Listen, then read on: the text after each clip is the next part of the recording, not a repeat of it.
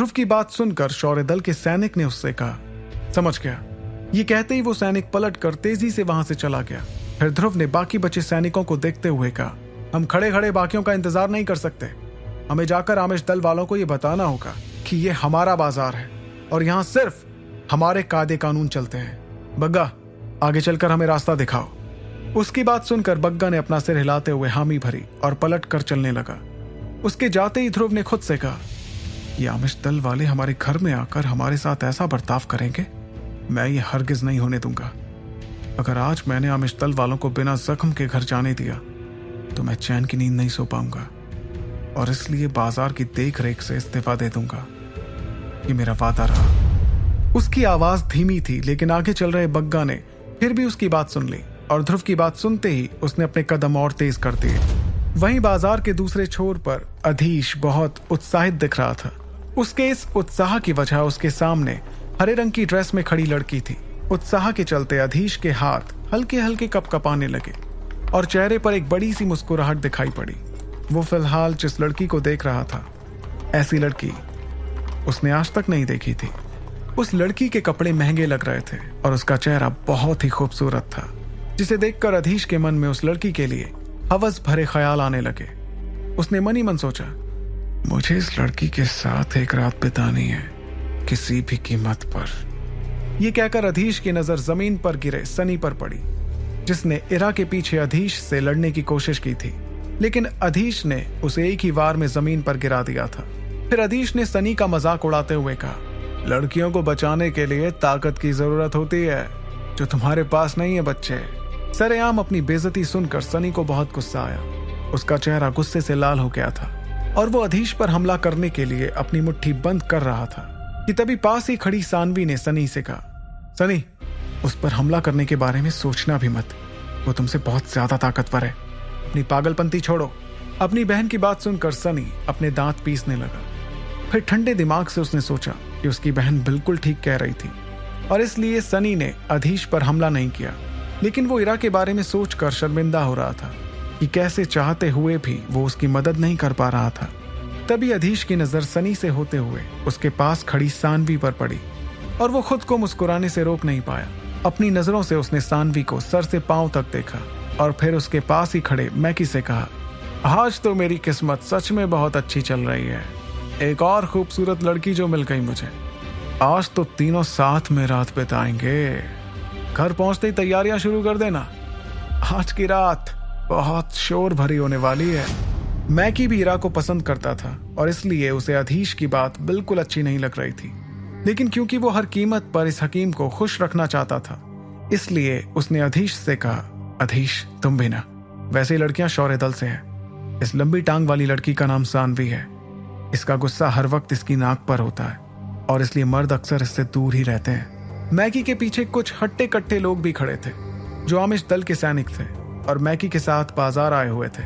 मैकी की बात सुनकर अधीश ने मुस्कुराते हुए कहा, जितना गुस्सा रहेगा उतनी ही गर्मी बढ़ेगी और इस गर्मी को काबू करने में तो मुझे और ज्यादा मजा आएगा। इतना कहकर अधीश ने अपनी नजर इरा की तरफ की और मैकी से पूछा, और ये खूबसूरत लड़की कौन है? एक बार फिर मैकी ने देखा कि अधीश इरा को कैसी गंदी नजरों से देख रहा था। इस पर उसे गुस्सा आया और मैकी ने मन ही मन अधीश को गाली बकने के बाद उससे कहा, यह खूबसूरत लड़की है इरा। मैकी की बात सुनते ही अधीश ने आंखें बंद करके धीमी आवाज में फुसफुसाया, इरा। इतना कहने के बाद उसने आंखें खोली और इरा की तरफ 2 कदम बढ़ाते हुए कहा, हेलो इरा, मेरा नाम अधीश है। मुझे सच में तुम बहुत पसंद आई हो और इसलिए मैं तुम्हें और सानवी को बाजार घुमाना चाहता हूँ। तुम लोगों को जो कुछ पसंद आए वो तुम खरीद सकते हो। सिक्कों की फिक्र मत करना, उसके लिए मैं हूं ना। ये कहते हुए अधीश के चेहरे पर एक गुरूर भरी मुस्कुराहट थी। इरा ने देखा कि उस बदतमीज आदमी के सीने पर एक बैज था जिस पर एक दवा की कढ़ाई बनी हुई थी। उसे भरोसा नहीं हुआ कि ये आदमी एक हकीम था और इसलिए इरा ने हैरान होकर कहा, तुम एक हकीम हो? ये सुनते ही अधीश के चेहरे की मुस्कुराहट और बढ़ गई थी। वहीं इरा के पास खड़ी सानवी भी इस बात से चौंक गई। वो हकीमों की बहुत इज्जत करती थी, लेकिन उसे ये हकीम इज्जत देने लायक नहीं लगा। इसलिए गुस्से से उसने हकीम अधीश को जवाब देते हुए कहा, हम लोगों को कुछ जरूरी काम है, तुम किसी और को ढूंढकर उसके साथ बाजार घूम लो। चलो इरा, चलते हैं यहाँ से। ये कहते हुए सानवी ने इरा का हाथ पकड़ा और वहां से जाने के लिए चलने लगी, लेकिन तभी अचानक आमिश दल के सैनिकों ने दोनों का रास्ता रोक लिया। फिर वो सैनिक उन दोनों लड़कियों को देखकर मुस्कुराने लगे। ये देखकर कि सैनिक उसका रास्ता रोक रहे थे, सानवी को बहुत गुस्सा आया। उसने गुस्से से लाल होते हुए पलटकर मैकी से कहा, ये शौर्य दल का इलाका है, तुम्हारी जरूरत कैसे हुई हमारा रास्ता रोकने की?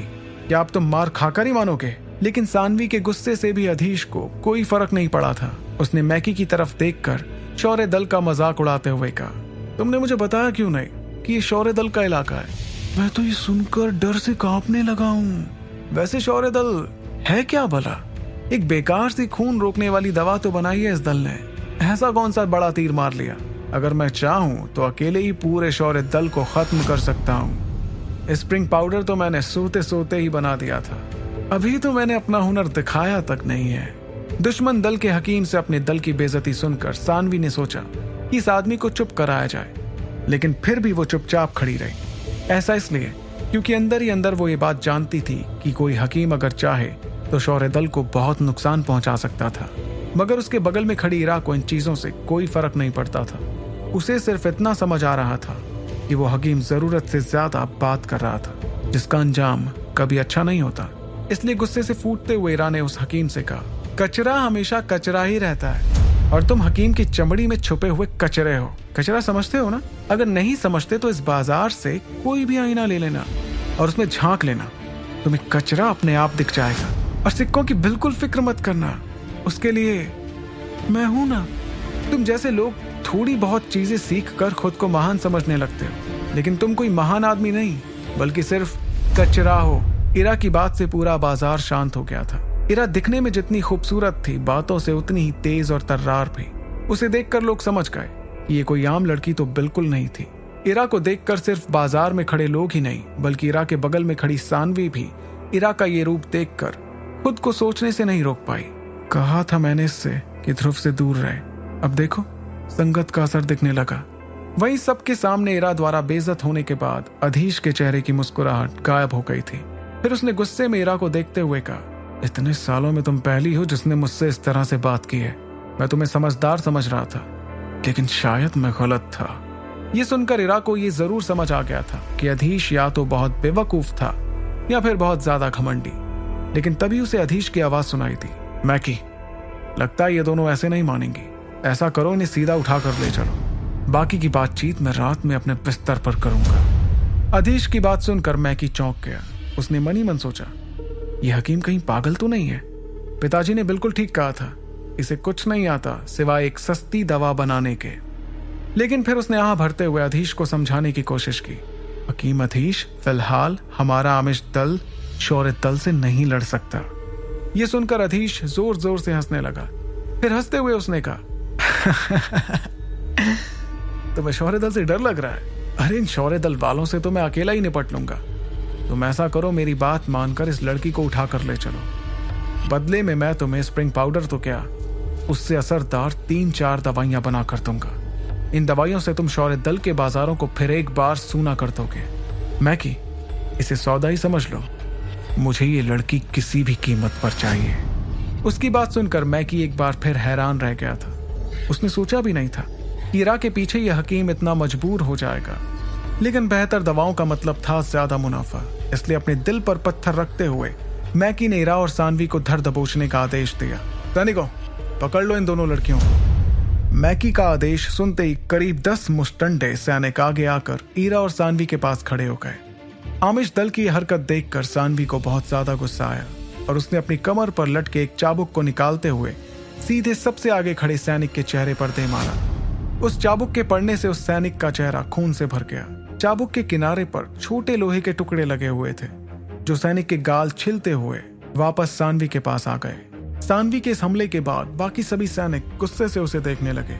वैसे तो सानवी एकलव्य रैंक की 3 सितारों वाली लड़की थी, लेकिन इस वक्त उसके सामने तकरीबन 10 हट्टे कट्टे लोग खड़े थे, जो कम से कम एकलव्य रैंक के तो थे ही। फिर भी सानवी ने हिम्मत दिखाते हुए अकेले उन सैनिकों पर हमला करना शुरू किया। सानवी ने अपने चाबुक से 2-3 सैनिकों को घायल कर दिया था, लेकिन बाकी सैनिकों के लगातार हमलों की वजह से वो अब हमला करने की बजाय हमलों से बचती फिर रही थी। उसने देखा कि पूरा बाजार उसे सैनिकों के हमलों से बचते हुए देख रहा था। जिसकी वजह से उसे बहुत शर्म महसूस हुई कि वो अपने इलाके में भी ऐसी हालत में थी। तभी गुस्से से चिल्लाते हुए सानवी ने एक और सैनिक को अपने चाबुक से घायल कर दिया। उसके बाद वो थक कर कुछ कदम पीछे हुई और उसने सनी की तरफ देखते हुए कहा, सनी, इरा को लेकर यहाँ से चले जाओ और जाकर उस गधे को बोलना कि उसकी यहाँ जरूरत है, तब तक मैं इन्हें संभालती हूँ। ये सुनकर सनी ने तुरंत अपना सिर हिलाया और थोड़ा घबराते हुए उसने सानवी से कहा, बहना, तुम अपना ध्यान रखना, मैं जल्दी आ जाऊंगा। सनी की बात सुनकर सानवी के चेहरे पर एक मुस्कुराहट दिखाई दी और फिर वो हाथ में चाबुक लिए चिल्लाते हुए सैनिकों की तरफ भागी। उसे एक बार फिर वो सैनिक दिखा जिसके सानवी ने गाल छिल दिए थे। वो गुस्से में भागता हुआ आया और उसने सानवी के सीने पर एक जोर का मुक्का मारा। सानवी ने इस हमले की बिल्कुल उम्मीद नहीं की थी और वो मुक्के की वजह से जमीन पर गिर गई। जमीन पर गिरी सानवी उस हमले से इतनी नाराज हुई कि उसने अपनी शक्तियां इकट्ठा करना शुरू कर दिया। फिर जैसे ही शक्तियां उसके हाथ पर इकट्ठा हुई, उसने शक्तियों को सैनिकों पर छोड़ने का फैसला किया, लेकिन तभी उसे अपने पास किसी के भागने की आवाज सुनाई दी। सानवी ने मुड़कर देखा तो ध्रुव भागते हुए उसके पास आ रहा था। फिर अचानक ध्रुव उसके सामने से भागते हुए सीधे उस सैनिक के पास गया जिसने सानवी पर हमला किया था। ध्रुव को देखकर उस सैनिक ने एक बार फिर अपना मुक्का इस्तेमाल किया, लेकिन ध्रुव ने उससे बचते हुए सीधा उस सैनिक के सर पर जोर से अपनी कोहनी से वार किया। वो सैनिक इस हमले से बेहोश होकर जमीन पर गिर गया था। इसके बाद ध्रुव ने शौर्य दल के सैनिकों की तरफ देखते हुए कहा, इन आमिश दल वालों की टांगें तोड़ दो ताकि आज के बाद ये हमारे बाजारों में कभी दिखाई ना दे। तभी एक सैनिक ने ध्रुव की तरफ एक स्टील की रॉड फेंकते हुए कहा, ध्रुव, पकड़ो इसे। ध्रुव ने तुरंत पलटकर वो उड़ती हुई रॉड अपने हाथ में पकड़ ली और उसे सीधे अधीश और मैकी की तरफ तान दिया। ध्रुव की आंखों में इस वक्त बेइंतहा गुस्सा था, जिसे देखकर मैकी और अधीश दोनों थोड़े घबरा गए थे। ध्रुव का आदेश सुनकर बहुत से शौर्य दल के सैनिक भी वैसी ही स्टील की रॉड लेकर आ गए और मुस्कुराते हुए सैनिकों ने आमिश दल के सैनिकों पर हमला करना शुरू किया। वहीं दूसरी ओर आमिश दल के सैनिक बहुत ज्यादा घबरा गए थे। इस वक्त उनके सामने 12 से 15 एकलव्य रैंक के सैनिक थे जो स्टील की रॉड हाथ में लिए उनकी तरफ भागते हुए आ रहे थे। और इससे पहले कि वो लोग वहां से भागते, शौर्य दल के सैनिक रॉड से उन पर हमला करने लगे। फिर पूरे बाजार में आदमियों के पिटने की आवाजें गूंजने लगी। स्टील की रॉड कभी किसी के हाथ की हड्डी तोड़ती तो कभी किसी के पैर की। इस तरह कुछ देर तक मार धाड़ चलती रही। इस बीच ध्रुव ने सानवी के पास जाकर उससे पूछा, तुम ठीक तो हो ना? तुम्हें पहले बताना चाहिए था कि तुम लोग बाजार घूमने आने वाले हो। हमें पहले ही खबर मिल गई थी कि आमिश दल के लोग बाजार में कुछ खुरापात मचाने वाले हैं। सानवी ध्रुव को ऐसे बात करते हुए पहली बार देख रही थी और जाहिर सी बात है कि वो ध्रुव के इस अवतार से थोड़ा हैरान भी थी। लेकिन फिर उसने ध्रुव की तरफ देखते हुए कहा, मैं घर से निकली थी कि मुझे इरा मिल गई। फिर उसने मुझे कहा कि वो तुमसे मिलने के लिए बाजार जा रही थी, तो मैंने सोचा मैं भी उसके साथ रहूं। मुझे क्या पता था कि बाजार में ऐसे लीचड़ लोग मिल जाएंगे। सानवी की बात सुनकर ध्रुव को हंसी आ गई और इसी हंसी में उसने पीछे मुड़कर इरा की तरफ देखा जो फिलहाल उससे थोड़ी दूर खड़ी थी। फिर ध्रुव ने हंसते हुए इरा से कहा, लगता है मेरे साथ रह रहकर तुम्हें भी गुस्सा आने लगा है, या फिर ये गुस्सा सिर्फ इस कचरे के कारण था। इरा समझ गई थी कि ध्रुव इस वक्त उसकी टांग खींच रहा था। उसने मुस्कुराते हुए अपना सिर हिलाया और ध्रुव से कहा, मैं वो सब कहना तो नहीं चाहती थी, लेकिन मुझे वो आदमी बिल्कुल भी पसंद नहीं आया और इसलिए मैं खुद को वो सब कहने से नहीं रोक पाई। इरा का जवाब सुनकर ध्रुव भी मुस्कुराने लगा कि तभी उसे एक आवाज सुनाई दी, अरे ये तो शौर्य दल के जूनियर लीडर हैं। बताओ, पूरा साल बीत गया और ये जीरो मुझे अब मिला है। आखिर तू आड़ में छुपते छुपते खुले बाजार में आ ही गया। सुपर योद्धा के सारे एपिसोड्स को सुनने के लिए डिस्क्रिप्शन में दी लिंक से डाउनलोड करें पॉकेट FM ऐप।